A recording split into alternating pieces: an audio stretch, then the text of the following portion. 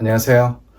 오늘 이번 동영상에는 텐션 링이라고 그 철근의 정착 길이의 기본이 되는 피복과 철근의 간격 그리고 횡보한 철근의 영향에 대해서 설명하기 위한 기본적인 이론을 말씀드리겠습니다.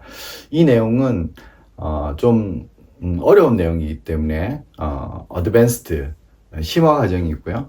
그래서 굳이 꼭 볼 필요는 없어요. 꼭 볼 필요가 없다는 거가 뭐 좀 수식도 나오고 복잡한데 이게 이 유튜브에서는 뭐 이렇게 어려운 걸 하냐 그렇게 생각하지 마시고 뭐 그냥 불편하면 넘어가도 되겠습니다. 그래서 이제 요렇게 된 부분에는 오른쪽 상단에 A Advanced라고 표기를 할 계획이고요.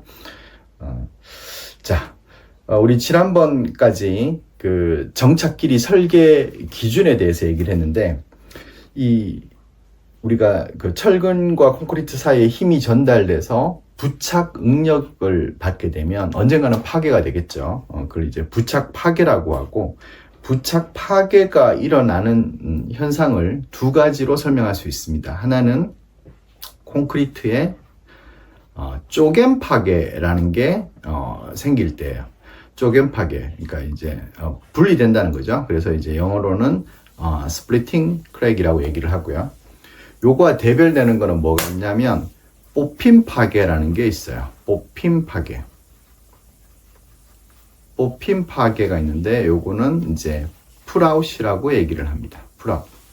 그러니까 뭔가 이렇게 쑥 뽑힌다는 거죠. 그래서 많은 분들이 부착에서 파괴가 생기면 뽑히니까 철근이 나오니까 뽑힌 파괴다라고 생각을 하는데 그렇지 않습니다. 기준에서 기본으로 생각하고 있는 거는 쪼갠 파괴가 되겠습니다. 그러면 이제 쪼갠 파괴, 뽑힌 파괴에 대해서 이제 밑에 그림을 가지고 좀 설명을 하면 요 그림은 이제 단면이 되겠죠. 단면이 되겠고 요거는 이제 측면이 되겠는데 이렇게 철근 마디와 마디 사이에 콘크리트가 이렇게 부서져 가지고 철근 마디와 마디 사이에 콘크리트가 이렇게 부서져서 철근이 이렇게 쑥 나오는 게 뭐다? 이게 이제 뽑힘인 거죠. 이게 뽑힘인 거고, 이렇게 쑥 뽑히기 전에 어떻게 되냐? 이렇게 철근에서부터 균열이 생겨요.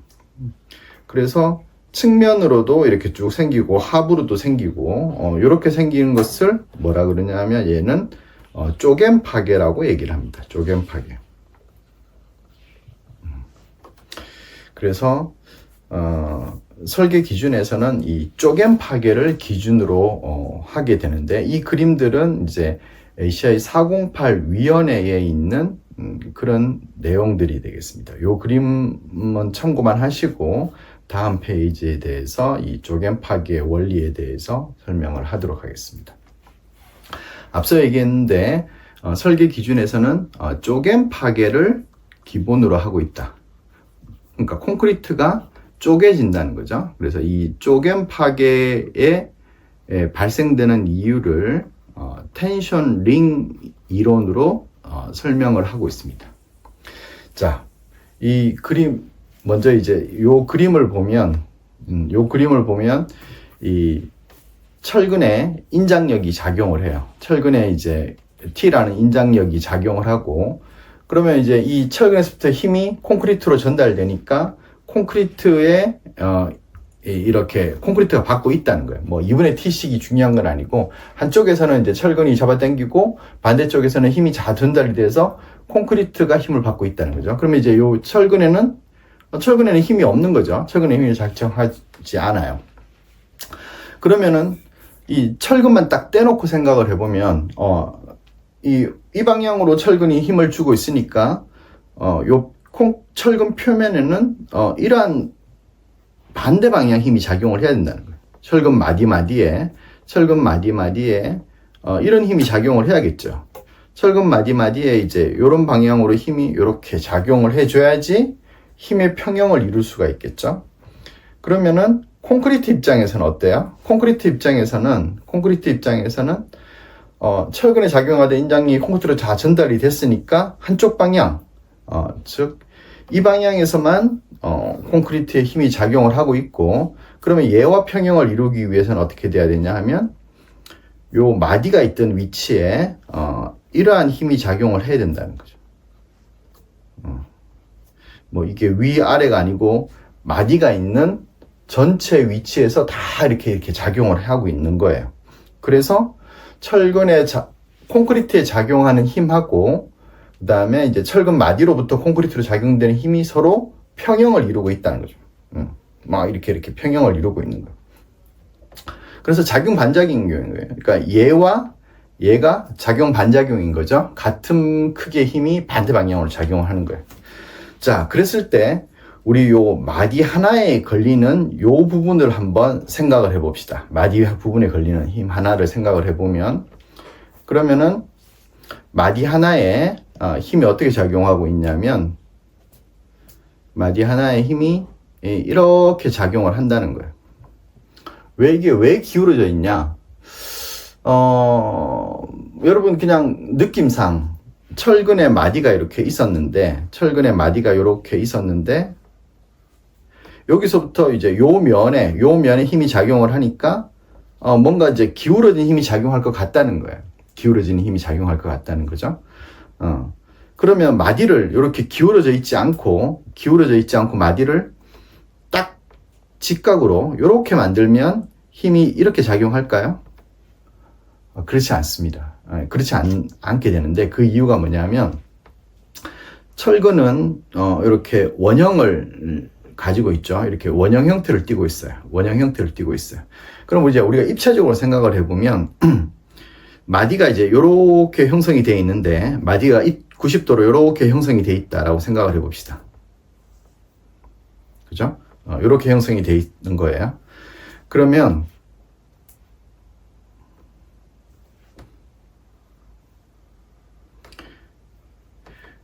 이제 요 면은 쇠니까 아주 튼튼해요. 요 면도 쇠니까 아주 튼튼해요. 그러면 요 바로 앞에 있는 요 부분은 요 마디와 이걸 이제 코어라고 그러는데, 철근 코어 바로 앞에 있는 요 앞쪽에 있는 요 콘크리트들은 어떻게 되냐 하면 아주 도망갈 것이 없다는 거예요. 그러니까 뒤로는 마디가 붙잡고 있고 아래로는 코어가 붙잡고 있어서 도망갈 곳이 없어요. 도망갈 곳이 없어서 어떻게 되냐면 꽁꽁꽁 삼축 응력 상태가 되는 거예요. 사방에서 그 콘크리트를 다 누르고 있는 거예요. 도망갈 데가 없으면 어떻게 하겠어요? 갈 데가 없는 거지. 그냥 꼭꼭꼭꼭 눌리고 있는 거예요. 꼭꼭꼭꼭 눌리고 있다 보니까, 그러면은 결국에는 어떻게 되냐면 이 부분이 아주 튼튼한 쇠기가 된다는 거예요. 그래서 원래는 콘크리트였는데, 스틸이 아니었는데, 마치 그냥 그 뒷면, 앞면에 있는 스틸처럼 아주 튼튼하게 되니까 요 면에 직각 방향으로 힘이 작용을 하게 된다는 겁니다. 요 면에 직각 방향으로. 여기에 이제 요렇게 작용. 그래서 처음에는 이 방향으로 이렇게 작용을 하다가도 점점 요 마디와 코어 사이에 있는 콘크리트가 단단해져 가지고 쐐기가 형성이 돼서 그거에 노멀한 방향, 직각인 방향으로 요런 힘이 작용을 한다는 거예요. 그러면 이거의 반작용으로 콘크리트에는 또 경사진 요 힘이 작용을 하겠죠. 그러면은 이제 요 힘을 어떻게 하냐면 수평 방향 불력하고 수직 방향 불력으로 나눠 봅시다. 자, 경사진 힘이니까 수평 방향 불력과 수직 방향 불력으로 나눌 수가 있겠죠. 그러면 이제 이 수평 방향은 다 합하면 어떻게 될까요? 요 마디에 있던 수평 방향 힘이 다 합쳐지니까 요 힘들을, 수평 방향으로 된 것들을 다 합치면 어떻게 되냐면 조금 전에 철근에 작용했던 인장력 T와 같아지는 거죠. 철근 표면에서 철근 축 방향으로 힘들을 표면에 있는 것들을 다 더하면 이제 다 합쳐지는 거예요. 그거를 우리가 뭐라고 하냐, 지금까지 그거를 부착 응력이라고 얘기를 했다는 거죠. 그게 U가 된다는 거예요. 그래서 그거는 상관이 없어요. 그거는 이제 철근에 작용하는 인장력과 평형을 이루니까. 문제는 뭐다? 이 수직 방향이라는 거죠. 그럼 이 수직 방향이 어떤 의미냐면 마디 위로 이렇게 위로 하나가 작용했죠. 그러면 마디 아래쪽에 마디 이쪽은 어떻게 돼요? 아랫 방향으로 작용하겠죠. 그러니까 콘크리트 입장에서 생각해 보면 이런 마디에 자국이 생겼고 요렇게 되니까 요거의 수직 방향 이런 힘이 작용을 한다는 거예요. 이해가 되시나요? 그럼 마디 하나에서 마디가 이렇게 원의 형태를 띠고 있는데 마디 하나에서 각 면에 어떻게 돼요? 이렇게 사방으로 콘크리트를 밀어내는 힘이 작용한다는 거예요. 그러면 이제 이 방향에서 바라보면 이쪽에서 쫙 잘라서 바라보면 이제 요게 단면이 되는데 단면에서 바라보면 어떻게 되냐면 철근 위치에서 마디 위치에서 철근이 콘크리트를 사방으로 이렇게 밀어내게 된다는 거예요. 방금 얘기했던 수직 방향 힘들을 다 표현해 보면 마디가 철근 원 둘레로 이렇게 원의 형태를 띠고 있기 때문에 그 힘들이 이렇게 사방으로 이렇게 밀어낸다는 거예요. 그거를 P라고 일종의 이제 프레셔가 되는 거죠. 콘크리트 이런 관에서 이렇게 사방으로 미니까 어떤 압력이 된다는 형태가 되겠습니다. 자, 그래서 요 P가 철근이 콘크리트를 밀어내니까 원래 이 마디의 위치의 둘레가 이렇게 원이었는데 얘가 어떻게 돼야 될까요? 밀었으니까 밀려 나가야겠죠. 바깥쪽으로. 이렇게 밀려 나간다는 거예요. 그렇죠? 철근이 콘크리트를 사방으로 밀었으니까 밀려 나가요. 밀려 나가면 어떻게 돼요? 둘레의 길이가 커진다는 거예요. 원래 원이었던 데서 밀려가지고 원이 더 커졌어요. 그 말은 뭐냐면 콘크리트가 이렇게 늘어났다는 거죠. 철근의 둘레 방향으로 이렇게 늘어났다는 거예요. 둘레 길이가 늘어났다는 거예요. 둘레 길이가 늘어났다. 그래서 그거를 뭐라고 한다? 텐션 링이라고 얘기를 한다. 철근 둘레에 콘크리트가 이 철근 둘레 방향으로 늘어나서 인장 응력이 생기는 것을 텐션 링이라고 얘기를 하게 되겠습니다. 그래서 철근 마디에서 콘크리트로 그냥 경사진 방향을 힘을 줬는데 결국에는 어떻게 된다? 철근 둘레 방향 콘크리트의 인장 응력을 유발하게 되더라. 자, 그러면 언제 쪼갠 파괴가 생기냐? 하면 콘크리트의 사방으로 이런 프레셔가 P라는 프레셔가 작용을 하게 되는데 어떠한 이제 요 영역 철근 중심에서부터 일정 거리에 있는 C 거리에 있는 콘크리트의 원을 따다가 그려보면 이게 이제 막 밀어내니까 어떻다 그러는 거예요. 이게 조금 전에 얘기할 때 이제 요 둘레 길이가 늘어났으니까 결국 얘는 어떻게 돼요? 이런 인장 응력이 생기겠죠. 늘어났으니까 인장 응력이 생기는 거죠. 그러면은 철근 바로 앞에 있는 데는 인장 응력이 제일 클 거고 저 멀리 떨어진 데는 인장 응력이 작을 건데 그게 어떤 형태인지는 몰라요. 우리가 그거를 이제 들어가서 볼 수가 없으니까. 그래서 철근에 딱 붙어 있는 콘크리트는 아주 인장력이 크게 걸리고 저 C 위치에 있는 데는 이렇게 작게 걸릴 거라는 거죠. 뭐 그럴 것 같죠? 이렇게 늘어나는데 저 멀리 쪽에서는 영향이 적으니까. 그럼 언제 파괴가 되냐면 요 인장 응력이 콘크리트 인장 강도 FT에 도달할 때 파괴가 된다는 거예요. 인장 응력이 콘크리트 인장 강도 FT에 도달할 때 파괴가 된다. 파괴가 된다는 게 뭐 어려운 얘기가 아니고 어떻게 돼요? 여기에 균열이 생긴다는 거예요. 이렇게 찢어진다는 거예요. 이렇게 찢어질 거라는 거죠. 어디로 찢어질지는 몰라요. 어디로 찢어질지는 모르는데 하여튼 어딘가 인장 응력이 인장 강도에 도달하면 그 부분에 찢어질 거라는 거죠. 그래서 그게 이제 철근 중심에서부터 균열이 생긴다는 거예요. 그러면 그게 첫 페이지에서 얘기했던 이 그림 형태와 같아진다는 거죠. 철근을 중심으로 여기서는 이제 그냥 아래쪽 피복, 측면 피복으로 이렇게 그리긴 했지만 어디선가 이렇게 찢어진다는 거죠. 이렇게 사방으로 균열이 생긴다는 거예요. 이렇게 생긴다. 생기다가 우리한테 보일 때는 어때요? 그 균열이 콘크리트 표면에 딱 도달했을 때 우리 눈에 보인다는 거죠. 그게 쪼개임 균열이 되겠습니다. 그러면 이게 뭐 어떤 분포를 가질지도 모르고 너무 복잡하니까 좀 단순화시키자. 어떻게 단순화시키냐? 그냥 삼각형이라고 하자. 제일 큰 데는 제일 크고 여기는 FT고 여기는 0이고 그냥 삼각형 분포라고 가정을 하자. 콘크리트 인장 응력이 삼각형 분포고 제일 큰 놈이 FT에 도달했다라고 하자. 그러면 P는 어떻게 돼요? 이렇게 원으로 이렇게 뻗치고 있는데 요거를 단순화시키면 어떻게 되냐면 이렇게 표현을 할 수가 있어요. 여기. 그러니까 P가 DB의 원의 지름의 수직 방향으로만 작용하는 걸로 표현을 할 수 있어요. 요거는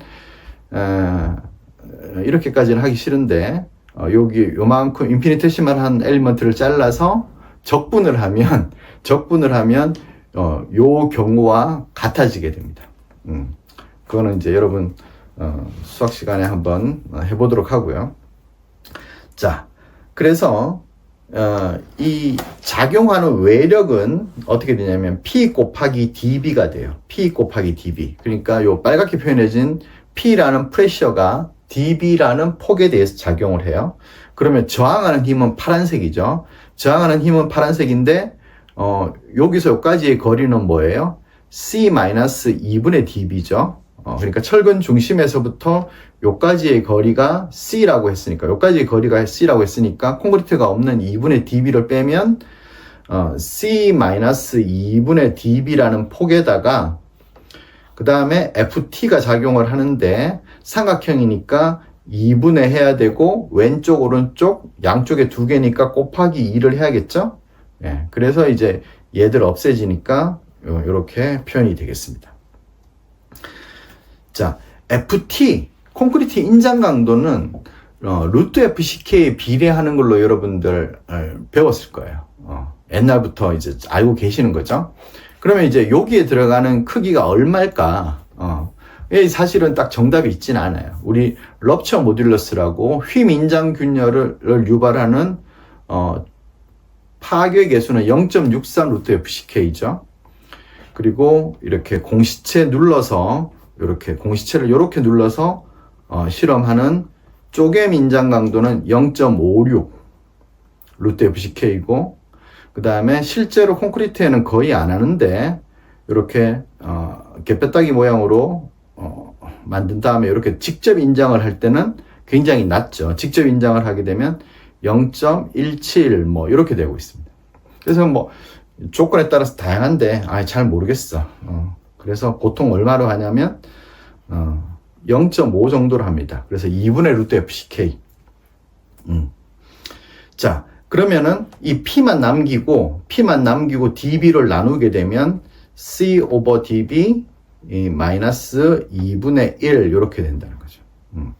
요게 P의 값이 되는데 그러면 우리가 알고 싶은 거는 뭐냐 하면 정착 길이였죠. 다시 원론으로 돌아가면 정착 길이였는데 정착 길이는 뭐를 다 합해야 돼요? 요 표면에 있는 요 U 값 부착 응력을 다 합치면 T와 같아진다고 했어요. 인장력 T와 같아진다고 그랬죠. 그러면 이제 요 경사진 방향의 수평 방향 불력이 U고 수직 방향 불력이 P인데 이 각도를 알아야지 구할 수 있죠. 각도를 알아야 되는. 그러니까 U와 P는 뭐 탄젠트의 관계인데 이 각도를 알아야 되는데 이 각도를 몰라. 모를 때는 어떻게 해요? 모를 때는 45도죠. 2분의 파이. 모를 때는 45도다. 4분의 파이죠. 4분의. 모를 때는 45도다. 자, 그래서 그러면 어떻게 돼요? U와 P가 같아지는 거죠. U와 P가 같아지는 거예요. 자, 그래서 우리가 알게 됐어요. 뭘 알게 됐어? 부착 응력, 쪼갠 파괴가 생길 때 발생되는 수평 방향 부착 응력의 크기를 알게 된 거예요, 이제. 그래서 우리 전에 이제 두 번째 시간인가 했을 때 어떤 거를 했었냐 하면 철근에 작용되는 인장력하고 목표 인장력이 뭐예요? ABFY죠. 철근의 단면적 4분의 파이 dB의 제곱. 이게 철근 하나의 단면적 AB라고 표현하죠. AS가 아니고. 그래서 면적 곱하기 응력. 요게 인장력이고 요거와 같아져야 되는 게 뭐예요? 부착 응력 곱하기 표면적. 표면적이 뭐다? 원둘레 파이 dB 곱하기 우리한테 필요한 정착 길이 LD 이렇게 된다. 자, 또 우리 잊으면 안 됩니다. 우리가 구하고자 하는 건 뭐예요? LD를 구하는 게 목적이에요. LD를 구하는 게. 표면 부착 응력을 안 상태에서 LD를 구하는 게 목적인데, 그래서 LD만 놔두고 요 U 위치에다가 얘를 넣고 표현을 하면, 자, 그럼 먼저 요거부터 좀 정리를 하면 파이 날라가고 dB 하나 날라가 가지고 LD는 어떻게 타고 지난번에 했냐면 LD는 dB FY 나누기 4배의 U라고 지난번에 했었죠. 그럼 요 U에다가 요 값을 넣으면 그럼 어떻게 돼요? 분모가 2였는데 4하고 해서 이 분모에 2가 남으니까 올라가면 0.5 해서 결국에는 0.5 dB FY 나누기 루트 FCK 그 다음에 C 오버 dB 마이너스 2분의 1 요렇게 됩니다. 요게 뭐다? 정착 길이라는 거예요. 이론적으로 구한 정착 길이가 됩니다. 그러면 우리가 알고 있는 정착 길이 설계식하고 이론적으로 구한 정착 길이하고 어떻게 돼요? 꼴이 똑같죠? dB 분자에 dBFI 있고 분모에 루트 FCK 있고 알파 베타 감마는 이렇게 그냥 곱하면 되니까 빼고 분모에 C가 있고 KTR은 설명을 안 했는데 이렇게 돼 있다. 그러면 이제 설계 기준은 0.9인데 이론적으로는 0.5다. 그러니까 1.8배 커졌는데 그 정도는 커져야지. 예, 설계 기준이니까 안전하게 해야 되니까 그 정도는 크게 해야 되는 거죠. 예, 그래서 우리 정착끼리 설계식이라는 거가 이렇게 이론적으로 구한 거하고 정확하게 이렇게 설명을 할 수가 있고요. KTR을 설명을 안 했는데 방금 우리 쪼갬 텐션 링을 쭉 보다 보니까 C가 크면 클수록 그러니까 마디에서 발생된 텐션 링에 저항할 수 있는 콘크리트의 길이가 길면 길수록 유리하죠. 길면 길수록 유리해요. 그리고 만약에 철근이 이렇게 배치가 되어 있다. 이쪽으로. 그러면 어떻게 되겠어요? 이게 횡방향 철근이 이렇게 배치가 되어 있으면 이렇게 발생하려고 했던 균열이 어떻게 돼요? 요 균열이 잡혀지겠죠.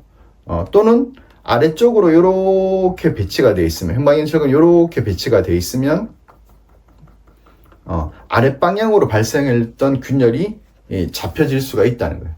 그래서 횡방향 철근을 배치를 하면 C가 커지는 것과 동일한 효과가 있다. 그래서 이 KTR로 표현을 하게 되겠습니다. 자, 그러면 텐션 링을 그리면 많은 것들이 해결이 되는데 텐션 링에 이제 지금 밑에 있는 그림이 뭐냐면 이제 보의 하부면이에요. 보의 하부면이고 얘가 보예요. 얘가 측면이에요. 우리 눈에 보이는 거는 보의 하부면하고 측면밖에 안 보이니까 텐션 링을 그려서 그 텐션 링이 콘크리트 표면에 만나는 그 위치에 균열이 보이는 거예요. 자, 예를 들어서 철근이 하부 피복에 가까이 이렇게 된다. 그러면 텐션 링을 어떻게 그리냐면 철근 중심에서부터 원을 그려요. 철근 중심에서부터 원을 그리다가 콘크리트 표면과 만나는 그 순간이 끝 이렇게 된다. 요렇게 된다. 그러면은 C 값은 어떻게 돼요? 철근 중심에서부터 표면까지 거리. 요게 C 값이 되는 거예요. 그러면 균열은 어떻게 보일까요? 우리 눈에 균열은 여기서 하부면을 따라서 철근 길이 방향으로 요렇게 보일 거라는 거죠. 그래서 보 길이 방향을 따라서 보의 흉 균열이 아니고 보의 길이 방향으로 이렇게 균열이 생긴다. 그러면 대부분 부착 균열이라고 생각을 하면 되겠고요. 그 다음에 측면에 가까이 돼 있으면 어떻게 해요? 측면에 가까이 돼 있으면 철근 중심에서부터 원을 그려서 콘크리트 표면에 이렇게 딱 만나면 요 값이 C 값이 되고 균열은 어떻게 돼요? 측면으로 이렇게 따라서 생긴다. 네. 그래서 하부면뿐만 아니라 측면에도 길이 방향으로 철근 길이 방향으로 균열이 생기는 건 다 부착 균열이라고 생각할 수가 있어요. 그러면 이제 우리가 이제 설계 기준에서 배웠던 철근 중심에서 표면까지의 거리가 C. 또 뭐 있었어요? 철근 중심간 거리의 반이라는 게 있었죠. 만약에 정착되는 철근이 너무 가까이 있어요. 이렇게. 그러면 어떻게 되냐면 텐션 링을 그리는데 각각 철근에서부터 텐션 링을 그리는 거예요. 그러다가 그 두 개의 텐션 링이 서로 만나요. 이렇게. 그러면 어떻게 돼요? 그러면 철근 표면에서부터 생긴 균열이 서로 연결이 되는 거죠. 이렇게. 그러면 이제 가던 방향대로 균열이 이렇게 가게 될 거고, 우리 눈에는 이쪽 측면에 이제 보일 건데, 그러면 이때 C는 어떻게 되나? 이때 C는 철근 중심에서부터 요까지, 이 텐션 링의 반지름이 되니까 얘가 C 값이 된다는 거예요. 그러니까 결국에는 철근 중심 사이 거리의 반, 이렇게 된다는 거예요. 그럼 뭐 여러분이 이제 텐션링을 그리든지 아니면은 그냥 뭐 철근 중심에서 표면까지 콘크리트 표면까지의 거리 또는 철근 중심 사이 거리의 반을 계산해서 하면 되는 거예요. 그런데 여러분이 이제 파괴 쪼개임 균열의 방향이라든지 형상을 보려면 철근 중심에서부터 원을 텐션링을 그려보면 된다는 거예요. 그래서 영향을 주는 게 뭐예요? 상하부 피복이 되겠고요. 상하부 피복 두께, 콘크리트 피복 두께가 되겠고, 그 다음에 측면 피복 두께, 그 다음에 철근 사이 간격이 되겠습니다. 이런 것들이 텐션링의 크기, 결국 C 값을 어떻게 결정하냐를 대해서 설명을 했고요. 자, 마지막으로 계산을 한번 해보겠습니다. 자, 예제를 하나 만들어 왔는데, 자, 위에 거는 29mm 두 가닥이 하부 주철근으로 쓰여지고 있고요. 아래쪽 포에는 29mm 세 가닥이 쓰여져 있을 때 C, KTR, 그리고 C 플러스 KTR 오버 DB를 한번 구해 보겠습니다. 자, 철근 중심에서 콘크리트 표면까지 거리를 구해 봅시다. 철근 중심에서부터 콘크리트 표면까지 거리. 그러면 자, 여기에 영향을 미치는 게 뭐예요? 피복 40mm. 피복 40mm고요. 안 적어놨지만 우리 뭐 피복은 40mm죠. 그 다음에 스트럽이 10mm짜리라고 했어요. 그러면 스트럽 10mm. 그러면 철근이 딱 만났죠. 그럼 중심이니까 29의 반. 그러면 64.5mm가 되겠습니다. 64.5mm. 이쪽 방향으로도 마찬가지죠. 예. 그 다음에 아래쪽 보는, 아래쪽 보도 마찬가지죠. 아래쪽 보도 똑같아요. 64.5가 되겠죠. 요거는 64.5mm. 그 다음에 철근 중심간 거리의 반. 요 철근 중심간 거리는 여기서 여기까지인데 요게 64.5니까 요 사이의 거리는 어떻게 돼요? 300mm 폭에다가 64.5 두 개를 뺀 다음에 구하면 자, 계산기 한번 또 들어봅시다. 300 빼기 64.5 곱하기 2 하면은 171이 되고, 이 값은 171이 되고, 그 다음에 그거의 반이니까 나누기 2 하면 85.5가 된다. 얘를 나누기 2 해야죠. 그러면 85.5mm 이렇게 됐다는 거죠. 아래쪽은 좀 더 작죠. 아래쪽은 자 300mm에서 64.5를 2개 빼고 여기서부터 여기까지가 2개 뺀 거 171은 똑같은데 그거를 한 번 더 빼야죠. 그래서 얘를 4로 나눠야겠죠. 그러면 나누기 2 하면은 42.75 이렇게 된다. 42.75mm. 자, 그래서 C 값은 뭐예요? 철근 중심에서 콘크리트 표면까지의 거리하고 철근 중심 간 거리의 반 중에 작은 값이니까 C 값은 위에 거는 64.5가 되고 아래 거는 42.75가 C 값이 되겠습니다. 그래서 이제 이거를 이렇게 계산으로 해도 되고요. 또는 결국엔 계산을 해야 되는데 텐션 링을 그린다는 거예요. 철근 중심에서부터 원을 그려요. 이렇게. 그죠? 얘는 철근 중심에서부터 원을 그려요. 이렇게. 이렇게. 그러면은 C 값이 얘는 위에 거는 이제 얘가 C 값이 되고 얘는 여기서부터 여기까지 거리가 C 값이 되는 거겠습니다. 자, 그 다음에 C 값을 구했으면 균열이 어떻게 생길까? 위에 거는 사실 옆으로 생길지 아래로 생길지 몰라요. 그리고 양쪽에 있는 텐셔닝이 따로 형성이 됐으니까 얘의 텐셔닝이 각각 형성이 됐으니까 서로 영향을 주지 않아요. 그래서 그냥 각자 노는 거예요. 두 개가 만나지 않아요. 그런데 아래쪽 보는 이걸 좀 잘 그려야 되는데 아래쪽 보는 이 텐셔닝이 세 개가 같이 만나요. 이렇게. 지금 너무 좀 차이가 없게 그려가지고 좀 보기가 거시기 한데 요렇게 만났다는 거예요. 요렇게 세 개가 만났다. 세 개가 텐셔닝이 옆으로 나란히 만났으니까 어떻게 돼야 돼요? 철근 중심에서부터 균열이 서로 연결이 된다는 거죠. 요렇게 연결이 된다. 여기까지 왔어. 그 다음에는 어떻게 해야 돼요? 그 다음에는 같은 방향으로 가는 거예요. 이렇게. 같은 방향으로 가는 거예요. 그래서 우리가 보에서 보면 옆에서 이렇게 쪼개진 균열이 보일 수 있어요. 이 경우에는.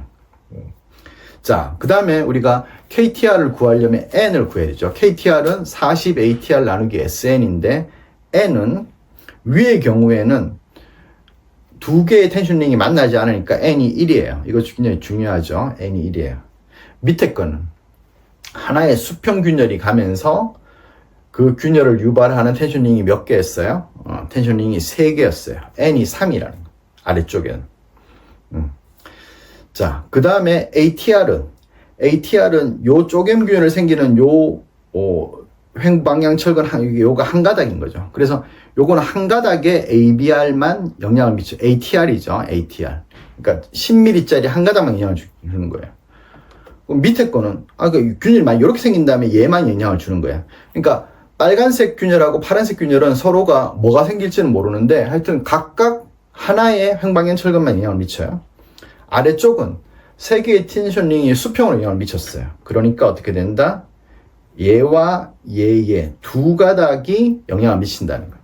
그래서 아래쪽은 두 가닥의 ATR이 영향을 미친다는 거예요. 자, 그러면 KTR 계산해 봅시다. 그럼 위에 보에는 40 곱하기 ATR이 71.33이죠. 10mm니까. 그 다음에 S가 뭐예요? 요 200 간격이니까 200S, N이 1 이렇게 된다.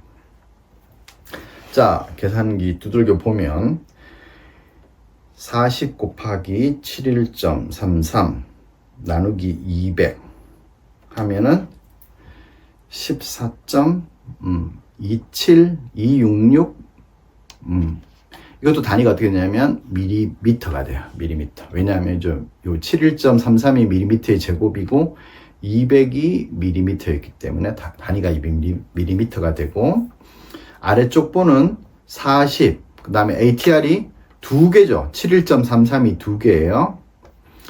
그 다음에 S는 200 같은데 N이 뭐였어요? N이 3이라는 거죠. N이 3이라는 거가 여기서 중요하다. N이 3. 그래서 곱하기 2 나누기 3 하면은 9.511mm 이렇게 된다.